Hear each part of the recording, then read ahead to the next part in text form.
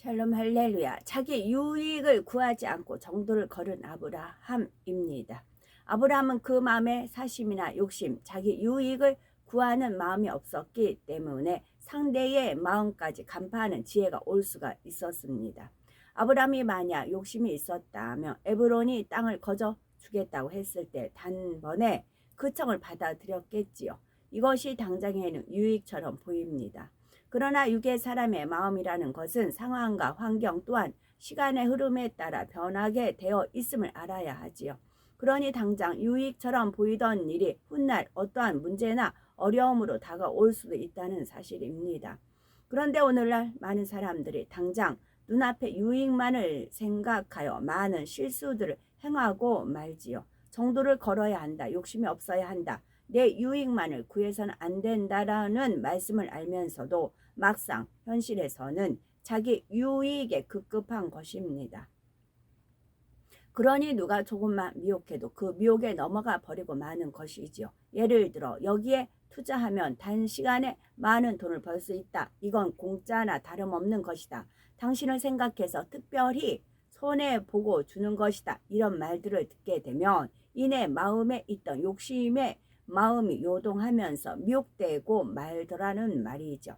물론 우리 중에는 이런 분이 거의 없지만 마음에 욕심을 가지고 있고 자기 유익만을 생각하는 육의 사람들에게는 어린 아이라도 분별할 수 있을 것 같은 뻔한 방법의 미혹도 통하더라는 말입니다.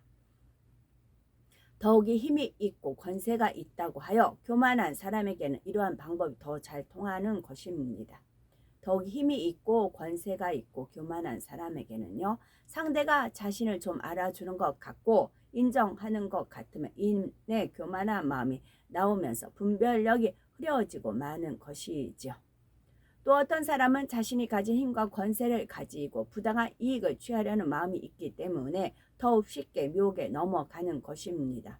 물론 어떤 사람은 자신의 힘과 권세를 휘둘러 자기 유익을 취해 나가는 사람도 있지만 그 결과 역시 불을 보듯 뻔하다는 사실입니다. 잠언 13장 11절 망령때의 얻은 재물은 줄어가고 손으로 모은 것은 늘어가느니라 했고 잠언 28장 22절 악한 눈이 있는 자는 재물을 얻기에만 급하고 빈궁이 자기에게로 임할 줄은 알지 못하느니라 했지요. 그러므로 우리는 자신보다 높은 사람이든 낮은 사람이든 상관없이 늘 마음 중심에서 섬겨주는 사람이 되시기 바라며 자기의 유익을 구하고자 하는 마음이 아니라 손해를 보더라도 늘 정도를 택해야 되겠습니다. 그렇게 할 때에 설령 내가 미처 몰랐던 쾌계나 어려움이 있었다 해도 하나님께서 피할 길을 주시며 합력하여 선을 이루어 주시는 것이죠. 상대가 저런 마음이니 내가 속지 않도록 해야지 하고 생각하지 않아도 내 편에서 정도만 걸으면 원수마귀 사단이 결코 어려움에 빠뜨릴 수가 없습니다. 여기서 보세요. 상대가 저런 마음이 내가 속지 않도록 해야지 하고 생각하지 않아도 내 편에서 정도만 걸으면 원수마귀 사단이 결코 어려움에 빠뜨릴 수가 없습니다. 창세기 24장 1절에 아브라함이 나이 많아 늙었고 여호와께서 그의 범사에 복을 주셨더라 말씀합니다. 아브라함은 독자 이삭을 바치는 마지막 시험을 온전히 통과한 후에는 오직 축복만이 넘쳤던 것을 볼 수가 있지요.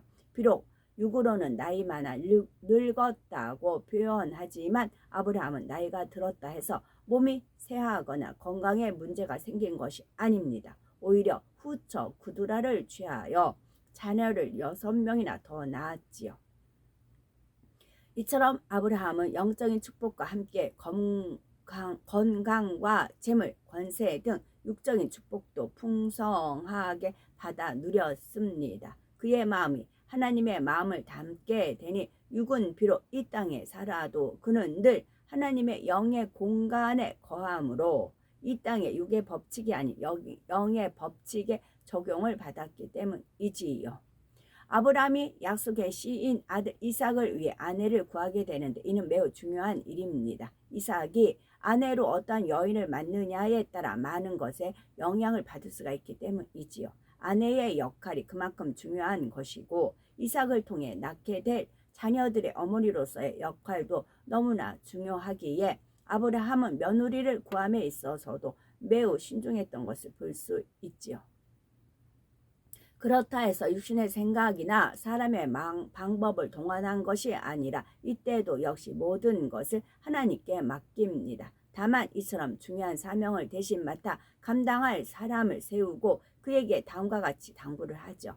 2절에서 4절에 아브라함이 자기 집 모든 소유를 맡은 늙은 종에게 이르되 청컨대 네 손을 내 환도뼈 밑에 넣으라.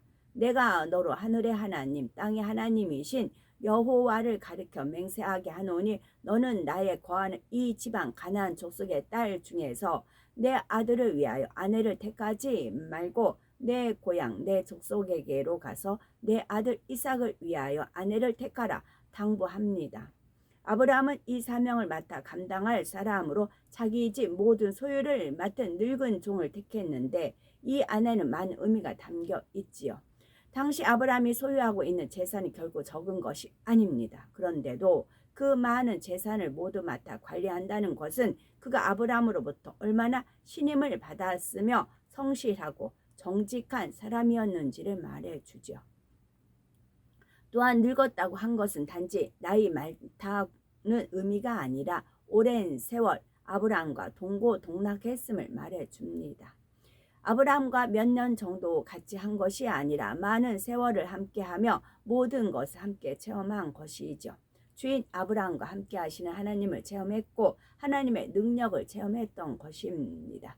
그리고 이렇게 오랜 세월 아브라함 곁에서 아브라함과 함께한 사람이라면 그만큼 아브라함을 마음 중심에서 섬기며 사랑하는 사람이었음을 알 수 있지요. 아브라함은 이처럼 믿고 신뢰할 수 있으며 하나님에 대한 믿음도 가지고 있는 종을 택하여 그에게 사명을 맡겼다는 사실입니다.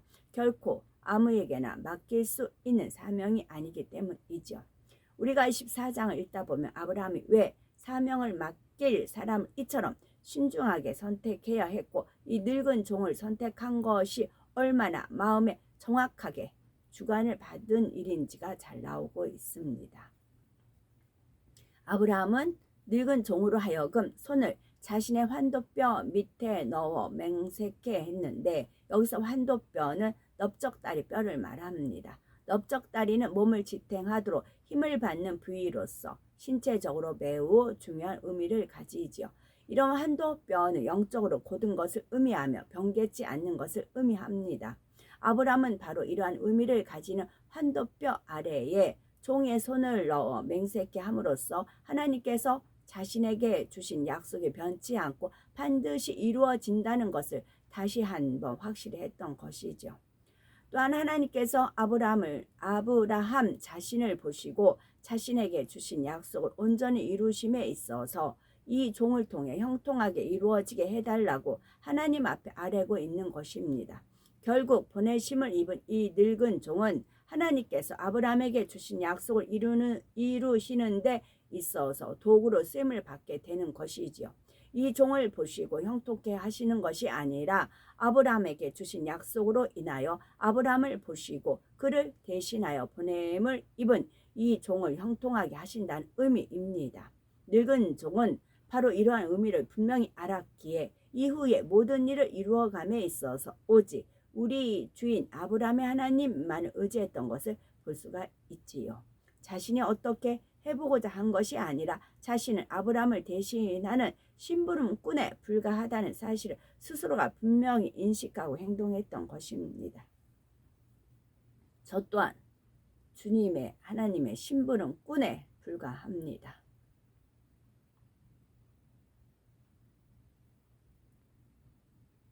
그런데 아브라함이 늙은 종으로 하여금 이삭의 아내를 구해오도록 할 때 중요한 단서 하나를 붙였던 것을 볼 수 있지요. 바로 이방 족속인 가나안 족속의 딸 중에서 여인을 택하지 말고 아브라함 자신의 고향 자신의 족속에게로 가서 이삭을 위해 아내를 택하라는 것이었습니다.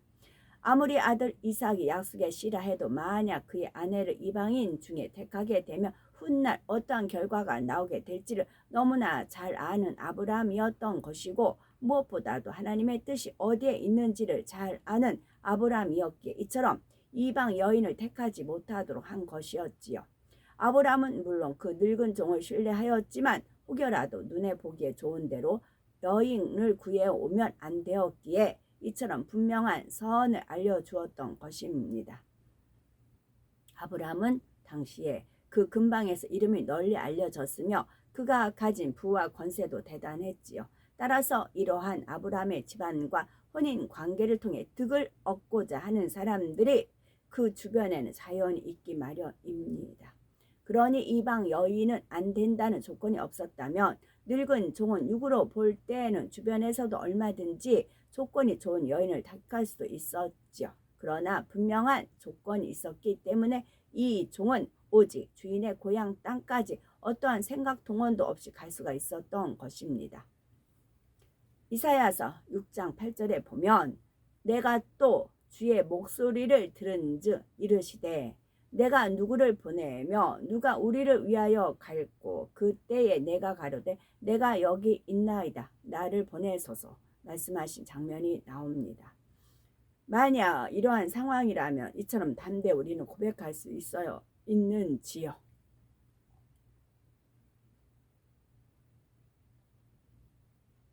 아버지 하나님 편에서는 마음껏 권능도 주시고 축복도 주셔서 아버지의 뜻대로 쓰실 수 있음을 찾으십니다.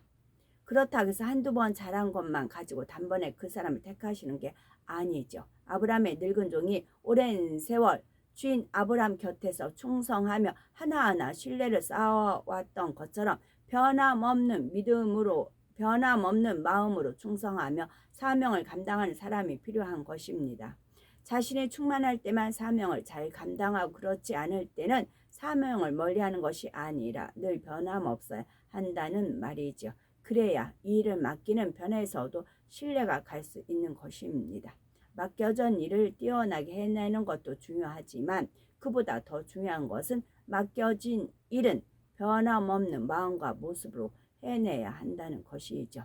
그러므로 우리는 하나님의 뜻을 깨달아 그 마음에 흡족하도록 일을 이루어내는 것은 물론이고 그 마음과 모습이 변함없어야 되겠죠. 그래서 아브라함의 곁에 있었던 늙은 종과 같이 아버지 하나님의 신뢰를 받으며 하나님의 큰 일을 이루는 데 있어서 귀하게 쓰임 받을 수 있는 우리 모두가 되어야 되겠습니다. 아멘.